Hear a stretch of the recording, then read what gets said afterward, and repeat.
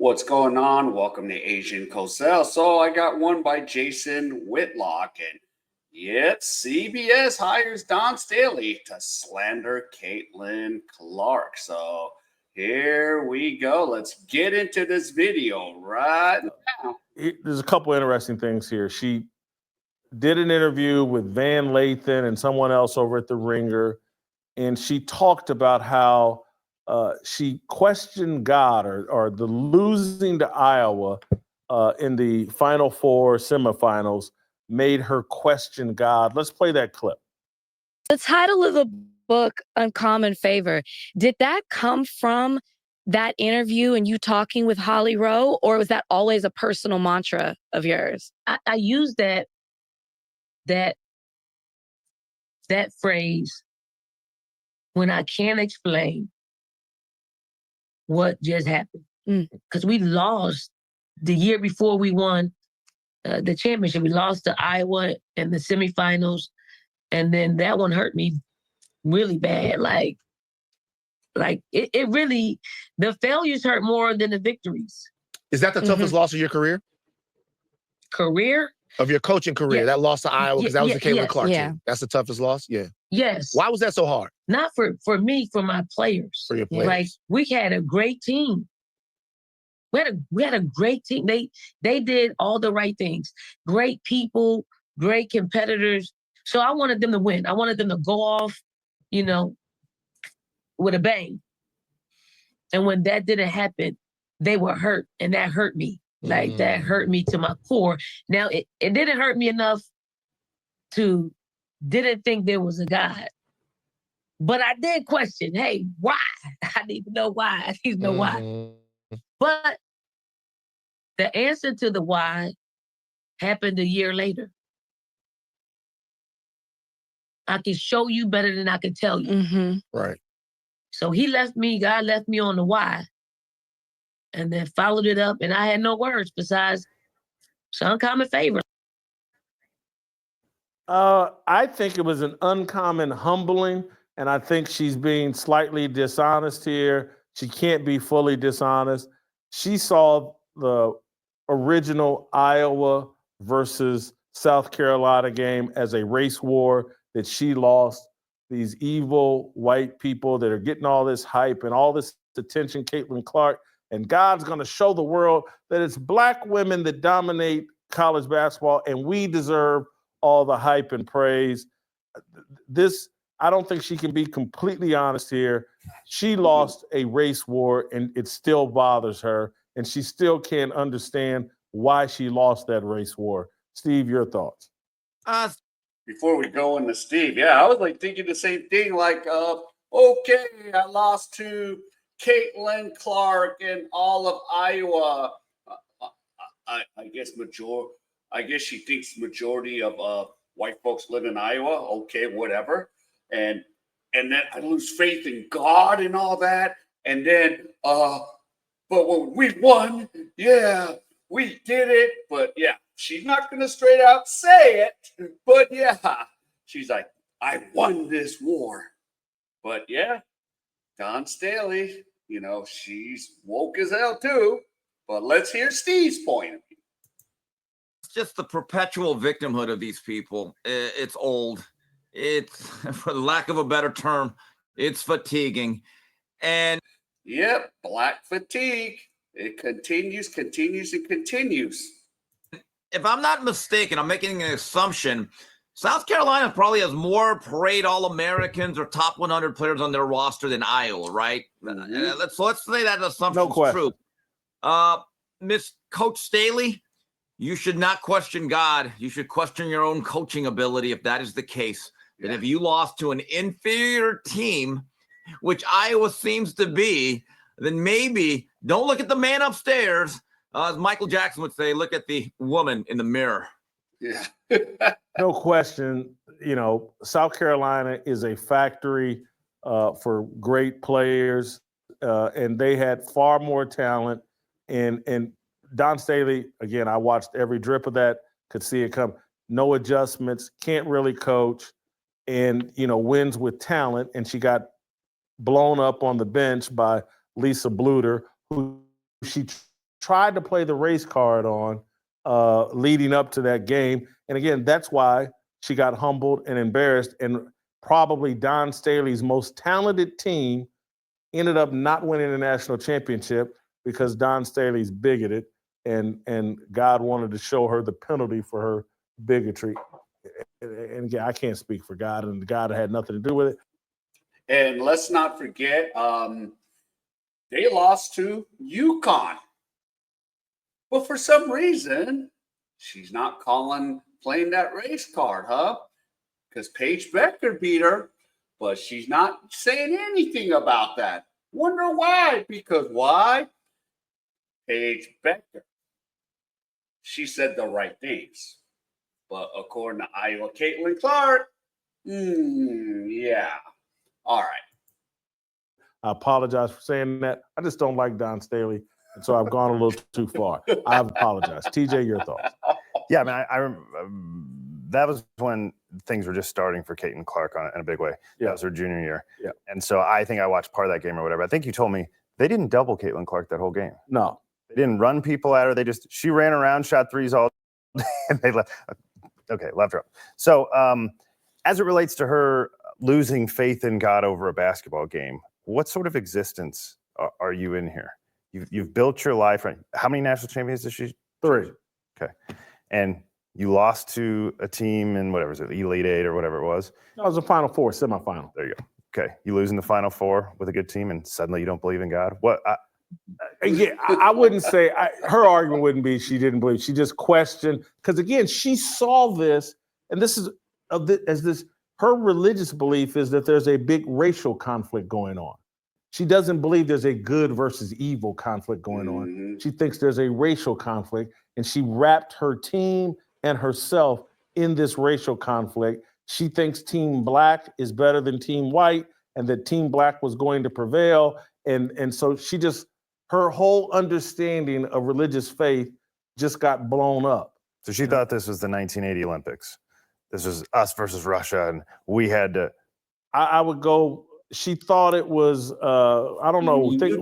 Western Texas against Kentucky. Yes. Yes. UTEP versus Kentucky. Bear. Yes. I was thinking that. Yeah. Well, yeah. It was actually. Well, now that university is called UTEP, but yeah. Kentucky versus Western Texas. Now UTEP. Anna Haskins. Yes. Give me a break. Yes. Yes. And God's gonna help you win this race war by winning a basketball game. Yes. And and so here's the punchline to all of this. The WNBA is benefiting from this influx of Caitlin Clark fans watching the games. And so what do? What does CBS Sports do? Hey, we want a tip-off show, and we're going to make Dawn Staley and Renee Montgomery as the personalities on this tip-off show. We know how Dawn Staley feels about Caitlin Clark and her fans. We know how Renee Montgomery feels about Caitlin Clark and her fans. Renee Montgomery called out Caitlin Clark fans for being racist towards Angel Reese. These are the people that the WNBA and CBS are like, hey, they'd be perfect for the tip-off show. We got this influx of Caitlin Clark and women's basketball fans, and we want to have our tip-off show built around 2 women that have a problem with Caitlin Clark and her fans. Yeah. Could you be any dumber than the WNBA and CBS, Steve? No, but I think this is all intentional, and I'm going to repeat something I've said many times. The whole culture of the WNBA, which extends beyond the players and coaches. I'm talking about the media members, the podcasters, some of the alternate media, many of the fans, and the social media sphere. It's the most unlikable culture by far of any sport. That, along with the quality of play, I believe, contributes to the lack of interest and downright animus certain people have, or many people have in America, towards women's basketball and specifically the WNBA. Well, I mean, Steve's 100% right. the TV partners are in on it. The WNBA is in on it. The NBA has to be in on it because they're funding the whole thing to create the group of most unlikable people in America. And I mean that. They spit in the face of everyone that tries to like them over and over. Hey, I'm new here. What's this all about? Shut up, you white idiot. Go back. You're the one who's destroying our sport, as though the sport existed at all before Caitlin Clark brought any of these fans. How about, I don't want to make excuses, but just as a possibility, Kathy Engelbert, commissioner of the WNBA, Adam Silver, commissioner of the NBA. Whoever's head is Sean McManus doesn't run CBS Sports. I can't remember who replaced him, but whoever does run CBS Sports. What if they're just afraid of the Dawn Staleys and the black women that will call you racist and the players that will call you racist if you don't show a little animus towards Caitlin Clark? What if the decision makers are held hostage by their fear of the angry black Karen women? Steve? Well, they probably are. They need to get over it. I think the rest of America needs to boycott, make this the biggest boycott since the Birmingham thing with the buses. I was actually asked on a show, is it proper that Caitlin Clark fans will only watch Caitlin Clark? And my viewpoint is, well, given the circumstances involved, that a lot of people hate Caitlin Clark because she's white. Yes, I think the Caitlin Clark fans are actually justified in boycotting every single other aspect of the WNBA to a point of not watching a single minute of any game till she actually comes back on the court. Steve, were Mike Tyson fans required to watch Trevor Berbick fights? And I don't even know if they crossed theirs or whatever, but Mitch Green fights, Evander Holyfield fights. Are you required to do that as a Mike Tyson fan? No, but there's a group of fans currently in boxing that if you don't like their fighters, they start running that racist label. They start whining and crying. But in general, boxing fans like boxing. And, you have your preferences within that whole culture, that whole pool of talent.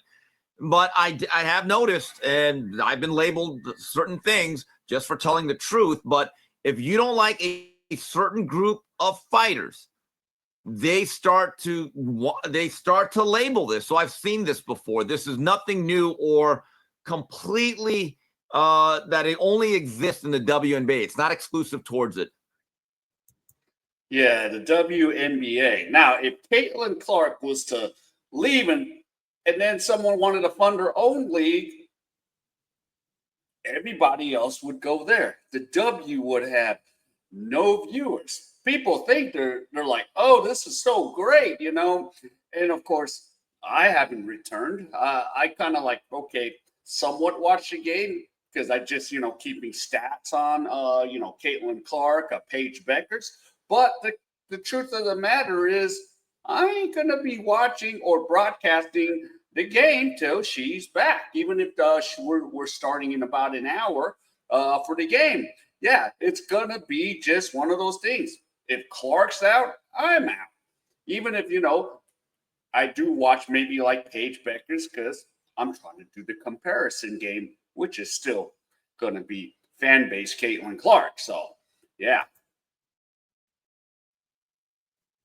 David Burson is a guy you're looking for on CBS Sports who looks very white to me. Yeah. And he's a guy who could potentially be held hostage. Here's my question for you, because I would be trying to make some money, perhaps if I were the CEO of CBS Sports and whoever else is in bed with them. How much say-so does the WNBA get in scheduling and things like that? Like if you're like, hey, we're scheduling all the Fever games in prime time, and that's what it's going to be. And we're making, we have a pregame show and we're dictating who's on here, not you. Does the WNBA get to dictate a ton of it? Of course they do. How much? I mean, dictate, but yet incredible influence, yes. Of course, it's their league. It's promotion of their league. And Stephen A. Smith used to really want to be on NBA Countdown, but David Stern was against it, so it didn't happen. But yeah, they put together a schedule that put Caitlin Clark in a lot of primetime games to take advantage of it. Yeah. But it's no different than what we're seeing with 41 Nike. games out of 44. And, we'll probably circle back to this topic at some point later on. But again, Nike won't even put out a Caitlin Clark shoe even though there's great demand for it, because they're afraid of pissing off Asia Wilson, and there's no demand for an Asia Wilson suit. Yeah. Help us grow the Fearless Army. Pound that like button. Yep, and shout out to Jason Whitlock. But yeah, the truth of the matter is again, hate to sound like a broken record. We're here to watch, yes, the white girl from Iowa, Caitlin Clark. That's why I have her cards. That's why I have her jerseys. There's really nobody else, too excited to watch unless, I might have known the girl from somewhere. So yeah. So it is what it is. All right. If any of you enjoyed any of this content, please give me the HKO special help the king out. Hit the like, subscribe, and comment. And wherever you are, stay safe. And I'll see you in my next video.